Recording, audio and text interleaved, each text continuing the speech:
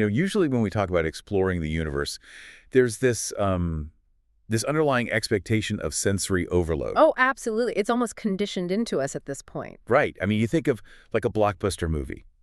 You fire up the rocket, the engines roar with millions of pounds of thrust, the G-force pins you to your seat, and Suddenly suddenly... you're just hurtling toward blinding quasars. Exactly. Swirling nebulas, Yeah. the explosive, violent birth of new stars. It's intense. It is, because astrophysics, at its core, is generally the study of extreme energy. It's violent, it's kinetic. Yeah, very kinetic. The cosmos we usually study is defined by fire, by motion, gravitational collisions, and just overwhelming blinding light. We're constantly looking for the brightest, the hottest, the most chaotic phenomena out there. Chaotic and loud. I mean, even when we look through the James Webb or Hubble telescopes, the resulting imagery is, well, it's a visual cacophony. That's a great word for it. Right. It's stunning, obviously, but it is busy. Billions of galaxies crowded together, ripping at each other with tidal forces, firing off gamma-ray bursts that outshine entire galaxies. And in a strange way, that cosmic chaos perfectly mirrors our own modern lives, doesn't it? Oh, wow. Yeah, it really does. We exist in this state of continuous friction and light. We are constantly bombarded. I mean, screens, notifications, the hum of traffic outside. The endless compounding to-do lists. Yes, the sheer gravity of daily expectations. We essentially live in the dense, bright, noisy clusters of human civilization. We really do. But then you pan the telescope over to a very specific, almost hidden corner of the astronomical map, and the engines just cut out. Everything just stops. The light fades. We're suddenly looking at a cosmic landscape that is the absolute definition of perfect, uninterrupted stillness. The Boötes Void. The Boötes Void. It is the ultimate sanctuary of nothingness. A place where the relentless, chaotic machinery of the universe it simply stops. Where the cosmic web has been swept completely clean. Welcome to our deep dive. But today, we are doing something entirely different. Very different. Normally, our mission is to stimulate your mind, right? To pack it with new facts, to get those analytical gears turning at maximum speed. We usually want you leaning forward, taking notes, really engaging with the data. But today, we're taking our exploration of the Boötes Void, relying on excerpts from this incredible text, The Loneliest Silence, a journey through the Boötes Void. Such a beautiful piece of writing. It really is. And we're using it for the exact opposite purpose. We are not here to give you more things to analyze. We are here to help you let go of the things you're already carrying. Yeah. We want to guide you gently and deliberately away from the friction of your day, using the most profound emptiness in the known universe as our destination. Exactly. This deep dive is going to serve as a guided meditation. An escape route, if you will. I love that. An escape route. We're going to use the breathtaking, vast reality of deep space, not just as an object of scientific study, but as a vehicle for profound relaxation. So wherever you are right now, if you're in a safe place to do so, obviously, I want to invite you, our listener, to just close your eyes. Just let them drift short. Yeah. Allow the physical world around you to soften.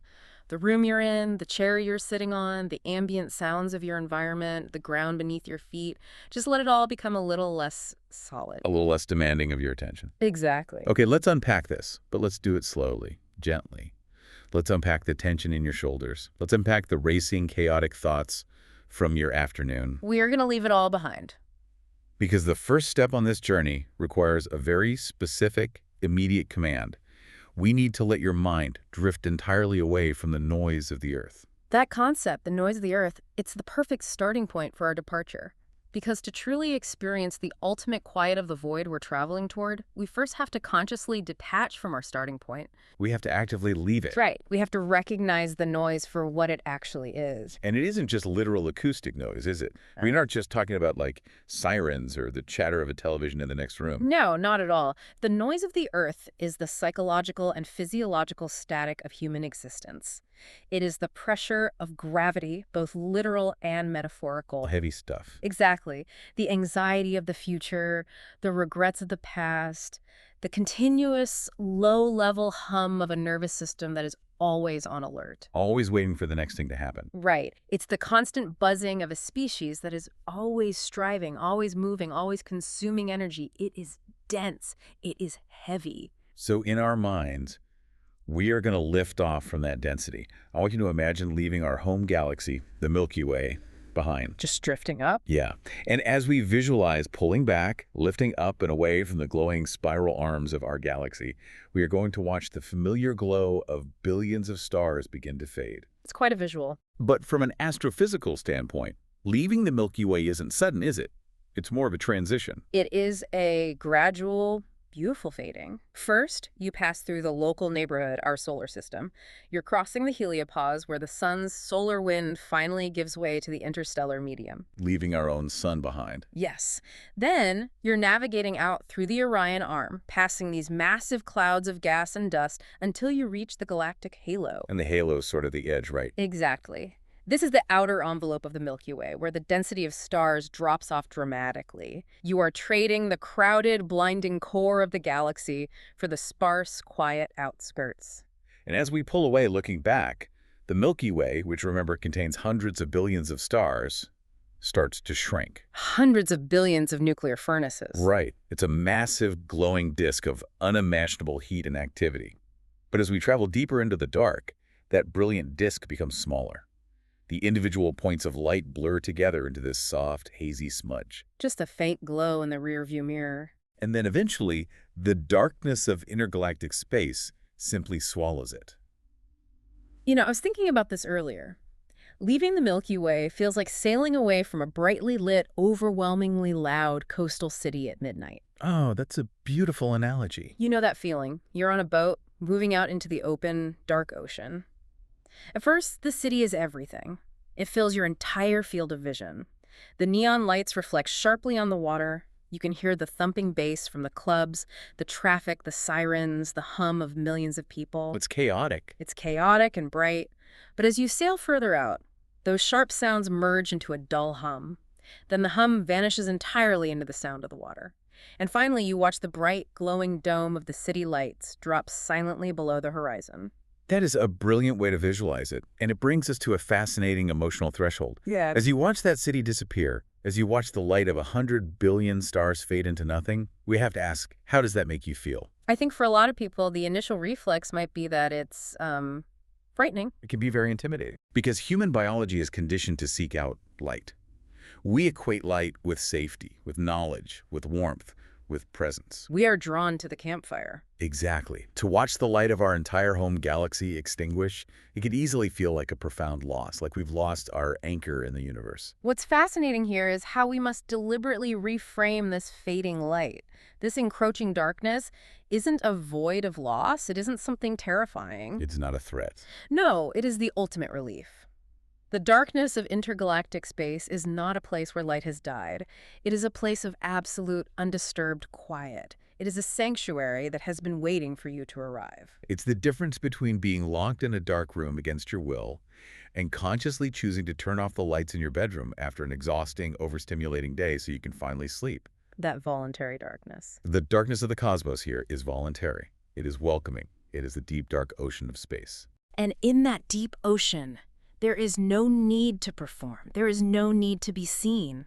The light of the Milky Way, with all its history, all its civilizations, all its busy, frantic energy, is gone. It's completely behind us. You are officially untethered from the demands of the Earth. You are untethered from the gravity of expectations. You can feel your breathing start to align with that image, just slowly drawing in the quiet and exhaling the residual noise of that coastal city we left behind. Let the tension just wash away. We are floating now, moving smoothly, effortlessly through the dark.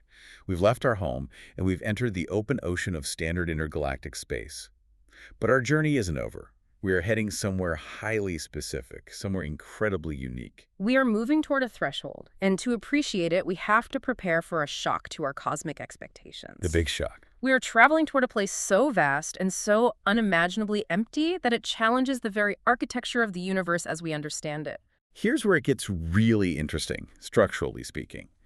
Because to understand the profound relaxation of our destination, we first have to understand what standard space normally looks like. We have to know what we are leaving behind. Right. Normally, as you travel through the universe, you are surrounded by the cosmic web. You are surrounded by a structure that looks like a web of glowing cities connected by massive highways. Exactly. The universe, on a grand scale, is not just a random, uniform scattering of galaxies. It is highly organized. It has a shape. It does. Thanks to the distribution of dark matter and the initial conditions set right after the Big Bang, matter clumped together. Galaxies cluster into massive groups, and these groups form long, glowing filaments. These filaments that stretch across billions of light years. Yes, intercepting at enormous dense nodes, creating a structure that looks incredibly similar to the neural pathways in a human brain. It's an infrastructure. Yeah. A bustling, luminous network. I mean, even in the depths of regular intergalactic space, you are never truly alone. There is always a distant, glowing cluster on the horizon. Always a neighbor somewhere. There is always the hum of gravity, pulling things together, organizing matter, building structures, funneling gas into galaxies to birth new stars. It's an active construction site. But then you reach the Boötes Void, and here, in this cosmic desert, that web is broken. That phrase from the text is incredible. That web is broken. You've been sailing along this luminous cosmic highway, surrounded by the faint glow of distant galactic cities, connected by filaments of dark matter and hot gas, and suddenly the road just ends. The infrastructure vanishes. The lights go out. You have arrived at the boundary of the Boötes Void. For millions and millions of light years ahead of you, there is nothing. No stars, no planets, no glowing filaments, no light.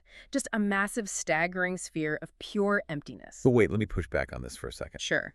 If the universe is fundamentally built on connectivity, if gravity is constantly pulling matter together to create these filaments, to create light and heat and structure, how does a web just break? That is the big question. How does a pocket of absolute nothingness get this massive without collapsing or without matter simply filling it in? That is exactly why the Boötes Void is such a profound anomaly, and why it is the perfect place for our minds to rest today. In cosmology, voids do exist. They form naturally as gravity pulls matter away from slightly less dense regions toward the denser filaments. Like clearing out a room. Think of it like soap bubbles forming in a sink. The water drains from the center of the bubble and collects in the intersecting walls. Oh, I see. But the Boötes Void is simply too big to have formed this way since the Big Bang. There hasn't been enough time in the lifespan of the universe for gravity to clear out a space this massive. So how did it get so empty? The leading theory is that the Boötes Void is actually the result of smaller voids merging together over billions of years, expanding and combining to create an enormous supervoid. Like smaller bubbles popping into one giant bubble. Exactly. And as they merge, the invisible force of dark energy, the energy accelerating the expansion of the universe, dominates this empty space. Because there is so little matter inside the void to exert a gravitational pull, dark energy has free rein. It just pushes everything away. It pushes the boundaries of the void outward, constantly expanding the sanctuary, constantly pushing the chaotic, noisy filaments of the cosmic web further and further away. I love thinking about this as the ultimate off-grid sanctuary. It really is. If normal space is that bustling network of illuminated highways, and the Milky Way was our loud coastal city, then the Boötes Void is the cabin in the deepest, most inaccessible part of the wilderness. The place where nobody can find you? Exactly. It's the place where your phone completely loses its signal. And at first, you might panic. You might think, I'm disconnected. The infrastructure is gone. We rely on that signal so much. You do. But then 5 minutes later, your shoulders drop 3 inches. You realize, oh, no one can reach me here. The network is broken. I am completely, utterly unreachable. That is precisely the shift in perspective we are guiding you toward. We are reframing the concept of pure emptiness. Emptiness as a feature, not a bug. Right. In astrophysics, a void of this magnitude might be a scientific puzzle. But in the context of our journey right now, this pure emptiness is a deeply comforting state of being. The cosmic infrastructure ceases to exist, which means there are no cosmic expectations. No emails to answer. There are no gravitational collisions. There is no tug of war pulling you in a dozen different directions. It's just nothing. A massive sphere of pure emptiness. I want you to imagine what it feels like to be suspended in the exact center of that sphere. Perfect suspension. No floor beneath you, no ceiling above you, no walls to close you in. Just an endless, perfect, cool dark that supports you without touching you. It is the ultimate release of physical tension. In this space, you are entirely weightless. The space between you and the nearest source of chaos or light or noise is not measured in miles. It is measured in millions of years of travel. Which brings us to the sheer mind-bending scale of this place. Because if we really want to relax into this void, if we really want to feel the absolute impenetrable safety of it, we have to comprehend the architecture of our isolation. The scale is hard to fathom. It is.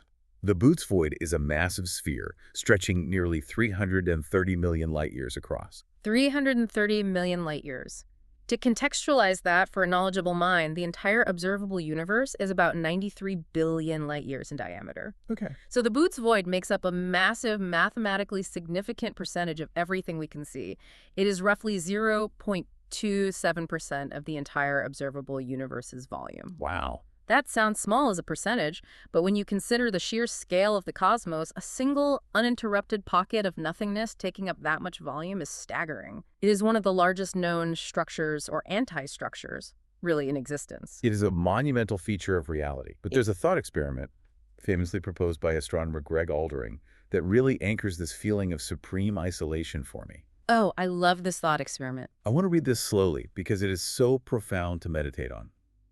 He noted that if our own galaxy, the Milky Way, were placed in the exact center of the Boötes Void, we wouldn't have discovered that other galaxies existed until the 1960s. We need to spend some real time letting the weight of that fact sink in. Yeah, let's just sit with that. Think about the entire history of human astronomy. Think about Galileo mapping the moons of Jupiter in the early 1600s. Think about the Enlightenment, the Renaissance, the Industrial Revolution. Think about Edwin Hubble in the 1920s looking through the Hooker telescope at Mount Wilson, discovering that the Andromeda Nebula wasn't just a cloud of gas within our galaxy, but an entirely separate island universe millions of light years away. A huge revelation. Massive. Yeah. But he was only able to do that because Andromeda is relatively close to us in the cosmic web. Exactly. We know about the universe because we live in a crowded, brightly lit neighborhood. We can see the lights of the next town over. But if the Milky Way had formed in the center of the Boötes Void, our intellectual isolation would have been absolute. When our early astronomers looked beyond the edge of our galaxy, they wouldn't have seen the glowing filaments of the cosmic web. They wouldn't have seen Andromeda. They wouldn't have seen the distant light of quasars. They would have looked out through their telescopes and seen absolute, unyielding blackness, an infinite wall of perfect dark. The night sky would still have the stars of our own Milky Way, sure, but beyond that, nothing. Nothing at all. The understanding that there are billions of other galaxies out there would have remained completely hidden from us until the mid-20th century, when we finally developed telescopes sensitive enough to detect light that had been traveling for over 165 million years just to cross the radius of the void and reach us. That is just, it's unbelievable. We would have fought world wars, we would have invented powered flight, we would have split the atom, we would have formulated quantum mechanics, all while believing we were entirely alone in an endless ocean of perfect twilight. This raises an important question for you, the listener, as you drift in this meditative space. How often do we equate being surrounded by people, being connected to the network, with being safe? Wow, that's a deep question. We cling to the web. We fear the quiet, we fear the empty spaces because we think it means we have been abandoned. We think isolation means vulnerability. But the Boötes Void teaches us a completely different truth. Being in the center of this void is like living in a single, perfectly warm, softly lit house that is surrounded by hundreds of millions of miles of completely silent, empty, snow-covered fields. The snow-covered fields, that's such a peaceful image. No roads lead to your house, no planes fly overhead, no one can randomly knock on your door. It's an extreme form of quarantine, yes, but it's a quarantine from chaos. Here, the emptiness is not a lack of something. It is an active presence. The void is a magnificent, invisible shield. A shield of pure distance. 330 million light years of armor between you and anything that could possibly disturb your peace. When you realize the scale of the empty space surrounding you, the concept of loneliness evaporates. Loneliness is a human condition, born of a desire for connection that is being denied. But what you are experiencing here is not loneliness. No. You are perfectly, flawlessly insulated. Perfectly insulated, just drifting. We can take a moment here to just breathe that in. Yeah. Feel the endless ocean of perfect twilight. But of the absolute safety of it. Just imagine floating in the exact center of that thought experiment. No other galaxies visible to the naked eye. No incoming light to process. Your mind doesn't have to translate any incoming data because there is no data. There's nothing to process. There's only the soft twilight of your own awareness, resting in the center of a 300 million light-year sphere of safety. And yet, the void is not entirely mathematically devoid of all matter, is it? It's not a true vacuum. No, it's not. And that brings us to the next beautiful layer of this cosmic landscape. Because a space this massive, even an incredibly anomalous supervoid, swept clean by dark energy, isn't totally barren. It has a few residents. Inside this immense darkness, deep within the 330 million light-years of silence, a tiny handful of lonely galaxies do exist. A tiny handful. To put that in perspective, in a volume of space the size of the Boötes Void, if it were located in a normal part of the cosmic web, you would expect to find roughly 2,000 massive galaxies. 2,000. It would be a bustling metropolis. But in the Boötes Void, astronomers have only discovered about 60 galaxies. 60, where there should be thousands. They are the rarest of the rare. Yeah. And the imagery of these void galaxies from the text is breathtaking. They are described as isolated islands in a frozen, invisible sea. Such a poetic description. These rare galaxies drift completely alone, separated from each other by distances that the human mind can barely comprehend. 10 million light-years between them. 20 million light-years. Let's explore that juxtaposition. We've established this immense, incomprehensible scale of the void, and now we are zooming in on a tiny detail, a single, lonely galaxy drifting in the dark. Just one solitary island. It is so infinitesimally small compared to the emptiness, yet it contains billions of stars of its own. But from your vantage point, floating in the center of the void, these galaxies are nothing more than faint, impossibly distant glimmers. They are isolated, self-contained islands. I love the phrase frozen, invisible sea. It completely shifts the sensory experience of space. We've left the chaotic, swirling, explosive universe behind. We have. A frozen sea implies stillness. It implies a complete lack of current, a lack of turbulence.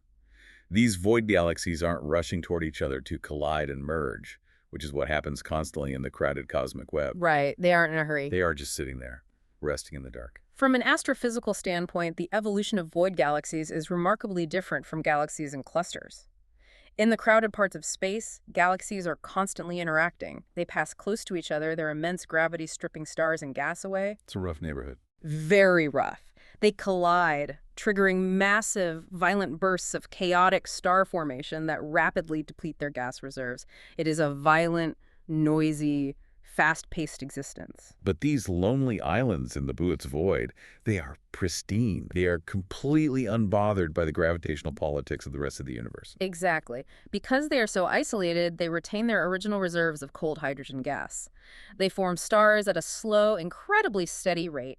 They aren't ripped apart by neighbors. They get to live life on their own terms. They are aging gracefully, slowly, spinning quietly in the dark, untouched and undisturbed for billions upon billions of years. So what does this all mean for us? For you, the listener, resting here right now. Right. I want you to imagine that you are one of these rare, isolated galaxies. Yes. Internalize that pristine isolation. Let it become a part of you. You have spent your whole day, maybe your whole week, your whole month, in the crowded cosmic web of your life, navigating the traffic, the emails, the difficult conversations, the endless obligations. Always interacting, always reacting. You've been pulled by the gravity of 100 different responsibilities, people passing close to you, stripping all your energy, demanding your attention, triggering bursts of stress. But right now, in this moment, you have drifted into the Boötes Void. You've arrived. You are an isolated island in a frozen, invisible sea. You are completely insulated from the friction and the collisions of the rest of the world.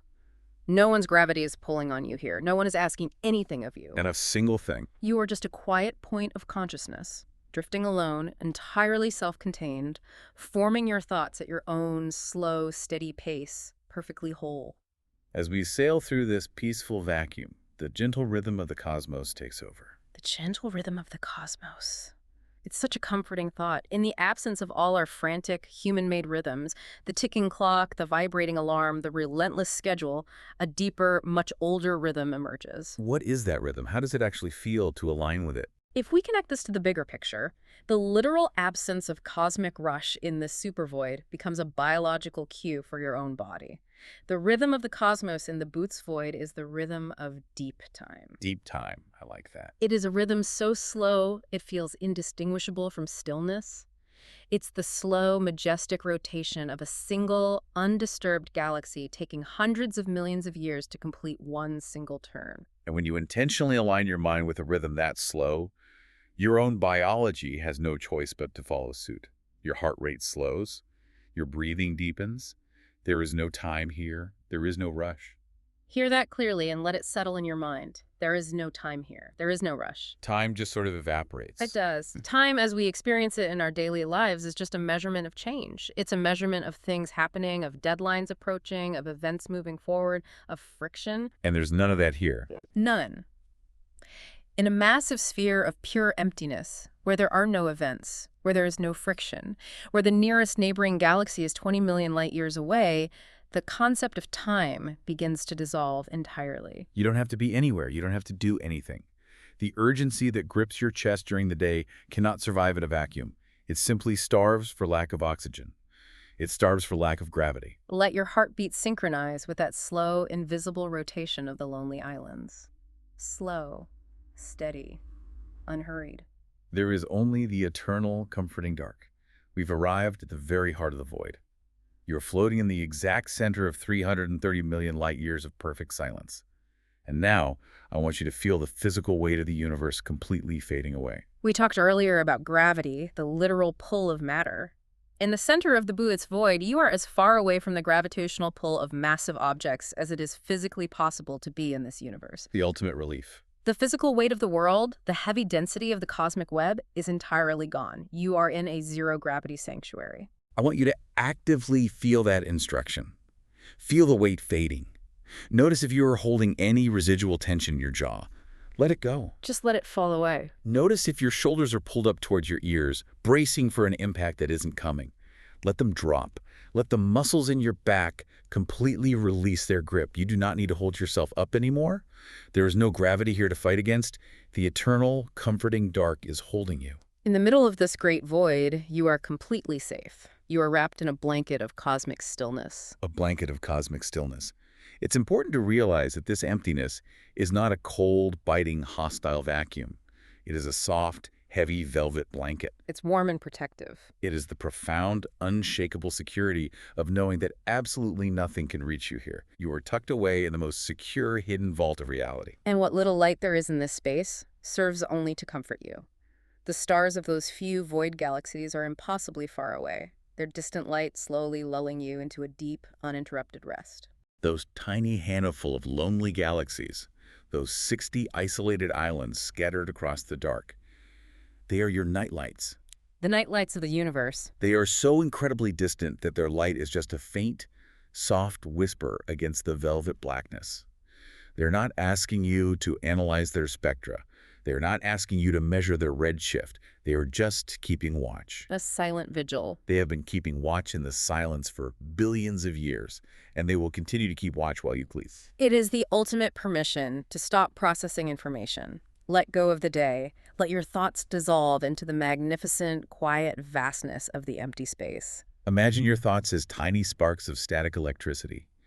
Normally during the day, they bounce around in the dense network of your mind, lighting things up, triggering reactions, demanding your attention. Always firing off. But here, in this magnificent quiet vastness, when a thought sparks, it just drips out into the millions of light years of pure emptiness. It has nothing to bump into. It has nothing to attach to.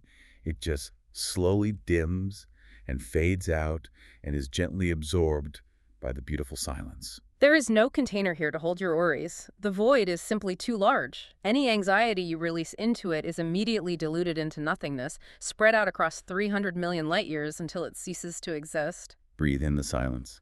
Just take a slow, deep breath in, drawing that pure, clean, undisturbed emptiness into your lungs. Expand your chest with the absolute quiet of the cosmic desert. And as you exhale, breathe out the noise. Let go of any remaining static. The echoes of the bright coastal city are completely gone now. They are far behind us. The glowing web of dense, chaotic cities has been left millions of light years behind. Breathe in the twilight. Breathe out the rush. The universe is at peace. And you are drifting, falling softly into a perfect deep sleep. But as we leave you floating here, perfectly insulated in the eternal comforting dark, there's one final thought, one whispering concept we want to offer you to ponder as you finally let go of consciousness. We spend our entire lives looking up at the night sky, assuming that the burning, chaotic energy of those billions of glowing stars, the endless collisions, the frantic expansion, we assume that is the true defining nature of reality. That's all we've ever known. We assume the universe is an engine that never stops working, never stops expanding, never stops roaring with light and heat. But when you look at the architecture of the Boötes Void, a space so impossibly vast and beautifully silent, sitting right in the middle of all that chaos, you have to wonder, You really do. what if the normal universe, with all its dense filaments and chaotic energy, is just the noise of the day?